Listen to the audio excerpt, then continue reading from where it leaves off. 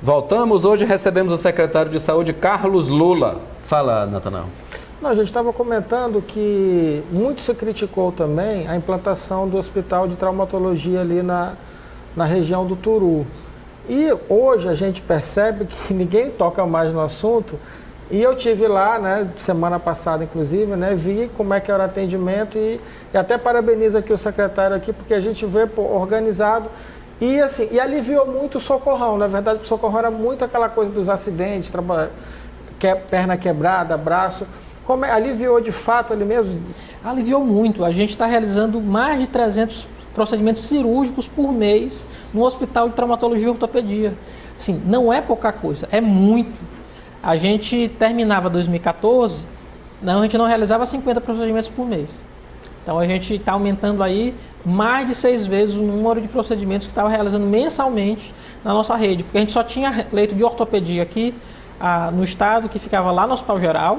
Então a gente deixa de ser hospital geral para ser só hospital de câncer, ele é exclusivo voltado para o tratamento do câncer e ganha um hospital para o trauma. O hospital, o HTO, hoje acontece muito assim, a pessoa entra no socorrão e liga, não, agora eu quero ser transferido, quero ir para o HTO. O HTO ele é um hospital de porta aberta, ele não é urgência e emergência. As pessoas entram e realizam seus procedimentos lá. Obviamente que isso tem desafogado também o Socorrão 2 bastante, porque essas pessoas estavam aí há muito tempo esperando sua cirurgia, porque é tanto o número de traumas que a gente tem, sobretudo não só de moto, mas também na população idosa, mas sobretudo de moto, de acidente de trânsito, que não se conseguia fazer, apesar do Socorrão 2 ser um hospital bem grande, ele não conseguia realizar o número de procedimentos suficientes para fazer essa fila andar. E agora a fila, de fato, ela está andando. A motocicleta realmente é uma coisa que atrapalha muito a vida do secretário de saúde, né, Carlos? Como é que o governo pensa nisso assim? Porque a gente vê acidente direto, imprudência, tudo. Não há uma coisa para tentar conscientizar a população de que a moto ali, a gente sabe que a necessidade motoqueiro, moto não tem para-choque. Houve um estudo no Ministério da Saúde, ainda de cerca de 2 anos atrás, que dizia que praticamente 60% das internações do SUS, 60, de cada 10, 6, eram decorrentes de acidente de moto. Esse é um número absurdo. Não é a realidade diferente de outros países onde a moto, por ser um meio de transporte muito econômico, as pessoas se utilizam. Por exemplo, na Índia, onde a gente tem o mesmo problema, assim, um número muito grande de traumas decorrentes do acidente de moto. A gente tentou fazer essa política aqui no estado, junto com o Detran, diminuímos o número de acidentes. Mas como? Fazendo blitz, fazendo moto legal. Primeiro, querendo que as pessoas tirem a habilitação. Porque, mais do que isso, a gente não só tinha condutores desabilitados, como condutores sem capacete, e às vezes condutores que não pagavam o procedimento para moto. Então, motos ilegais também, que acabava às vezes sendo utilizado em assalto, seguro, etc. Tudo. Então, ter legalizado isso, através do programa Moto Legal, também é importante para a redução de acidentes. Porque não tem como só a gente ficar tratando os acidentados. Não ingerir bebida alcoólica não ingerir bebida alcoólica logo após querer dirigir é importante também para a gente ter um número de procedimentos diminuído. Porque o acidente de moto, em geral, gera algum tipo de fratura. Porque ele cai, ele não vai ter nenhum tipo, não vai ter como, onde ele vai se apoiar, onde ele se apoiar, ele vai ter alguma fratura. Seja no braço, seja na perna, seja às vezes uma fratura no crânio, né? O que acaba gerando às vezes casos de morte. Mas a moto é um problema em todo o país. No país inteiro, a realidade é igual a do Maranhão. Existem países que estão até estudando proibir a venda de moto, tem um certo limite ali, porque realmente as perereca, né?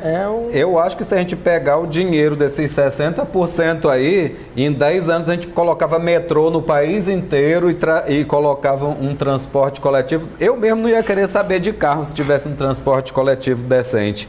Olha só, secretário, semana passada nós recebemos aqui um deputado da oposição, foi por isso até que eu quis lhe chamar para a gente conversar sobre isso, que aqui todo mundo tem voz. Amigos, inimigos não, porque nós não temos, né? A não ser os teus inimigos no futebol. Eu tenho alguns também, colecionando, né? Eu já ia citar... Do outro lado da ponte. Eu já ia citar Jorge Luiz Borges, mas vou me calar. Deixemos para lá.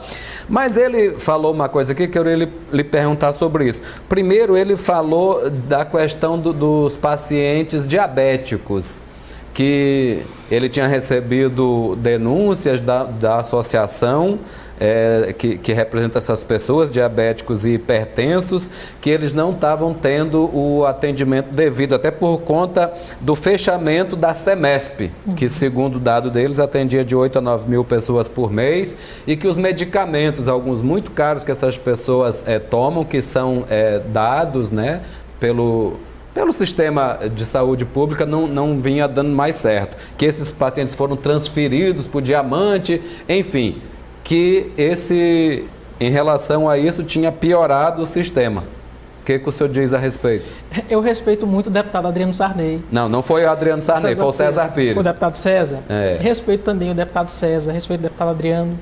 Contudo, entretanto, todavia, eu acho que às vezes lhes falta um pouquinho mais de cuidado com sua assessoria para lhe passar dados reais. O que aconteceu com o Semesp foi que o prédio onde estava localizado o Semesp não é um prédio próprio do Estado. É um prédio que pertence a uma associação de oficiais da Polícia Militar. Eles requisitaram o prédio de volta. Eu vou fazer o quê? Se o contrato previa que eles poderiam não renovar. Eu tive de sair de lá. Saindo de lá, eu pude otimizar o funcionamento do Semesp no PAN Diamante. Por quê? Porque no PAN eu tenho outros serviços que são associados à hipertensão e diabetes, que são necessários também para eles, por exemplo, cardiologista, endocrinologista, a todos os exames laboratoriais eles poderiam realizar lá mesmo no PAN Diamante. E havendo espaço suficiente, a gente apenas fez a alocação. Então, na verdade, a gente não perdeu qualidade do serviço. A gente até otimizou o serviço. Obviamente que toda mudança, ela gera descontentamento. Alguém não vai gostar. A gente está afinando o sistema ainda, porque a gente teve a demanda do PAN, que é alta, mais a demanda do Semesp. E a gente está finalizando para melhorar, para todo o atendimento ficar por meio digital, para não ter fila, para ninguém precisar ir lá para a porta ficar esperando. Alguns usuários não gostaram, quer dizer, mas eu queria porque aqui era só meu. Mas sim, mas o que mudou lá? Você está sendo atendido pelo mesmo médico? Estou. Está recebendo os mesmos medicamentos? Sim. Então o que foi que mudou mesmo? Não está faltando os medicamentos que recebiam? Não está faltando? Não está faltando medicamento. Durante o ano de 2018, houve um descontingenciamento de entrega de medicamentos por parte do governo federal. Isso, inclusive, a gente já levou ao ministro Mandetta, em reuniões que tivemos com eles. São vários medicamentos que o governo federal tem compra exclusiva, o Estado não pode comprar, porque a compra é só do Ministério da Saúde, e que o Ministério não tem conseguido enviar para os estados. Quem leva a culpa é a gente, porque a gente que faz a dispensação. A entrega é responsabilidade do Estado. A gente entrega na FEME, a gente entrega no Semesp, agora no PAN, mas que a responsabilidade é exclusiva do governo federal. De fato, houve. E ainda há alguns medicamentos de uso especial que só o governo pode adquirir e que, infelizmente, ele tem falhado conosco. Mas não tem faltado para nenhum paciente nosso. Então, seja o deputado César, seja o deputado Adriano, eu até os convido, se preciso for, a fazer uma visita. E essa associação, o senhor tem contato com ela? Tive contato com o presidente. O presidente da associação, ele, inclusive, é um paciente nosso. Exato. Né? Fez algumas reclamações, mas depois pôde compreender. Eu tenho certeza que agora, depois de passado alguns meses dessa mudança, ele vai entender que a mudança foi positiva. Porque eles ganharam serviços que antes eles teriam que andar novamente para voltar ao PAN, para novamente ser atendido. E agora todo esse pool de serviços está só no local, está lá no PAN Diamante. Mais alguma questão antes da gente brincar um pouquinho? Não. Só um detalhe, em relação, ele falou que eu até citei o caso do Zé Lozeiro, que é uma pessoa que teve diabetes, que acabou perdendo alguns membros, e era uma pessoa que tinha acesso a tratamentos de saúde particulares. Com relação a essa questão, essas amputações fazem parte dessa doença, é por conta de uma detecção tardia? O que diz a respeito disso? As amputações, infelizmente, elas fazem parte do cotidiano da doença. E a gente tem lidado com a geração de amputados. Por quê? Porque a diabetes, se ela é bem cuidada, ela não vai agravar. Mas se ela agrava e chega ao ponto de apodrecer algumas estruturas do corpo, por exemplo, o pé, em geral o pé, o que mais ocorre. Causa algum ferimento e a gente tem que amputar o pé. Esse pé diabético é um problema hoje, porque quando ele chega e ele não é atendido no interior, porque a gente não tem cirurgião vascular, e é o cirurgião vascular que precisa olhar em geral no interior, a gente não tem o cirurgião vascular. Quando ele vem e chega aqui, em geral entra no socorrão, é um paciente que vai ter que fazer amputação, é um paciente que vai demorar muito tempo, porque a cicatrização dele é muito mais difícil e que vai demandar um tempo enorme no leito. Ele está impedindo que outras pessoas ocupem esse leito, porque ele vai ficar muitos dias no hospital. Ele é um paciente, sobretudo, caro. Seria muito barato se lá na atenção básica tivesse havido esse cuidado. De quê?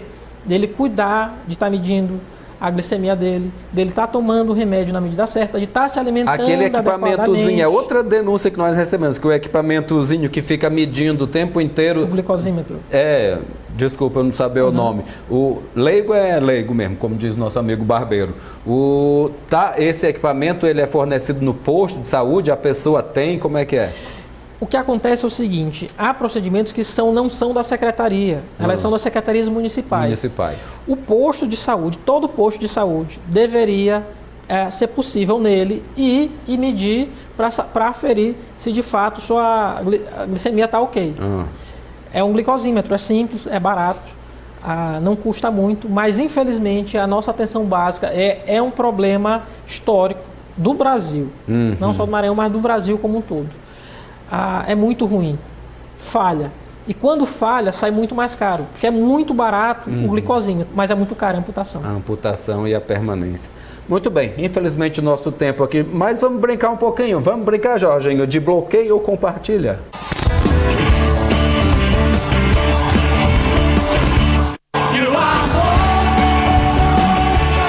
Então, mas como no governo Flávio Dino as redes sociais fazem parte do sistema de comunicação, acho que o senhor já entendeu mais ou menos como é que funciona. Então, vou mostrar alguns nomes e a gente vai analisar. Bota o primeiro. Tá aí, o ministro da Saúde, Luiz Mandetta, que o senhor já citou. Compartilho. Ele, para mim, foi uma agradável surpresa. Ele me parece ser o ministro mais razoável do governo Bolsonaro.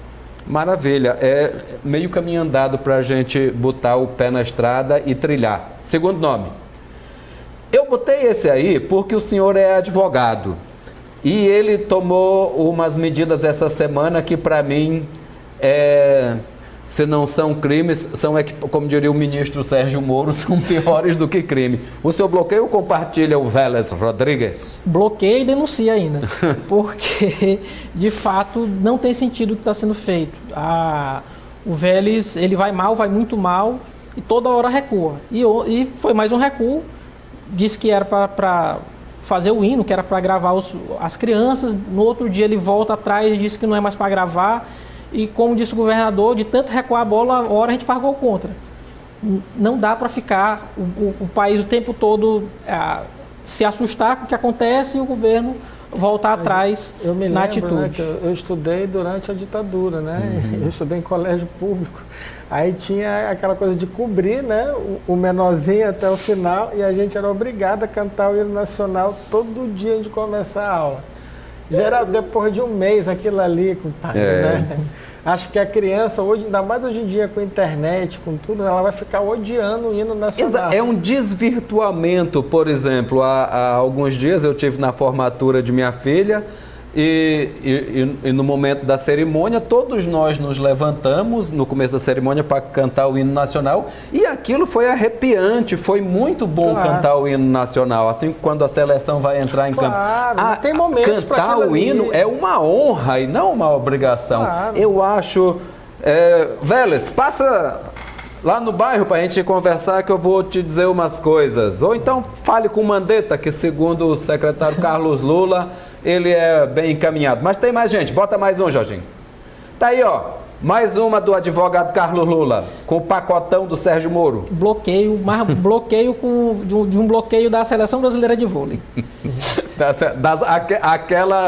Aquela boa da década, final dos anos 2000, né? Ele se liquidou com aquela declaração ali do Caixa 2, né?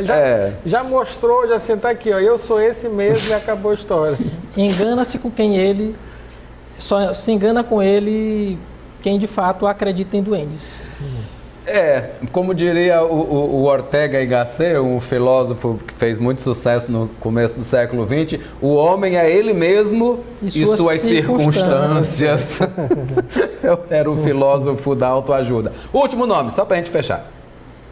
Tá aí, ó.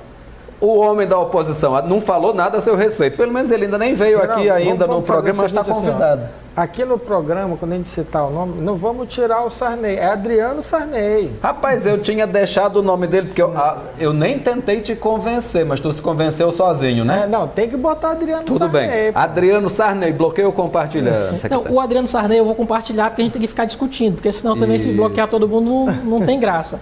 Mas ele escreveu há algumas semanas um artigo. O artigo dele é errado do começo até o final, falando da saúde pública. Falou, inclusive, que o hospital Presidente Dutra, ou Hospital Materno Infantil, que fechou durante alguns dias o atendimento para as mães, seria de responsabilidade do Estado. Aí eu digo assim, deputado Adriano, deixa eu lhe dizer uma coisa. Vossa Excelência estudou na Europa, nas melhores faculdades, estudou nos Estados Unidos. Eu acho que podia cuidar um pouquinho de olhar. Assim, o Hospital Materno Infantil, o Hospital Presidente Dutra, não é do Estado, é do governo federal. Então, assim, é só ter um pouquinho de cuidado, né? Porque ele dizia que o Maranhão estava na UTI. Eu acho que o que está na UTI é quem está cuidando da redação dos textos. Será que esse diploma de Sorbonne foi mesmo de Ricardo Murad da UFMA? Senhor! Você estudou no Mengue, secretário? Não estudei no Mengue. Tu estudou no Mengue? Não, né? Então, já que eu não estudei na Sorbonne, eu estudei no Mengue, que era um colégio da classe média dos anos 80 aqui, que foi até outro dia. Mengue era Márcio Engenharia, a gente chamava de Márcio Explora a Nossa Grana, como todo estudante bem-humorado. Márcio Gerri estudou lá também, já era do movimento estudantil.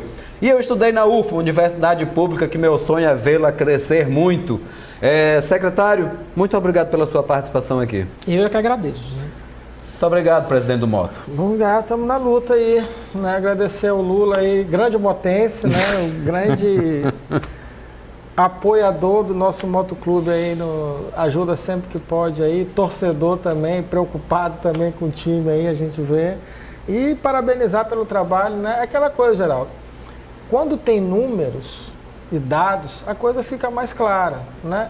Porque se joga o que quer na imprensa, na mídia, aí, no Facebook, né, Instagram da vida, e se dá como verdade. E a verdade precisa ser esclarecida nos mínimos detalhes, para não ficar... Quem fala o que quer, ouve o que não quer. Então é dito. Aproveitando o ensejo da saúde hoje para agradecer o bom atendimento que a minha mãe vem tendo lá no Hospital Guarás. Deve ser pelo nome, né? Guarás sempre tenta dar o melhor de si, nós assim tentamos. Manda um abraço também pro Brito, grande radialista, mandou um abraço para você, Natanael, encontrei com ele ali pela Kennedy, já espectador dos analistas. Já agradeceu o secretário Carlos Lula, o espaço está aberto para o secretário, todos os secretários, para o deputado Adriano, que eu queria muito Adriano Sarney, que eu queria muito que ele viesse aqui. E muito obrigado, principalmente a vocês que têm estado com a gente nessa nossa discussão, sempre querendo melhorar as nossas vidas. Um abraço e até amanhã.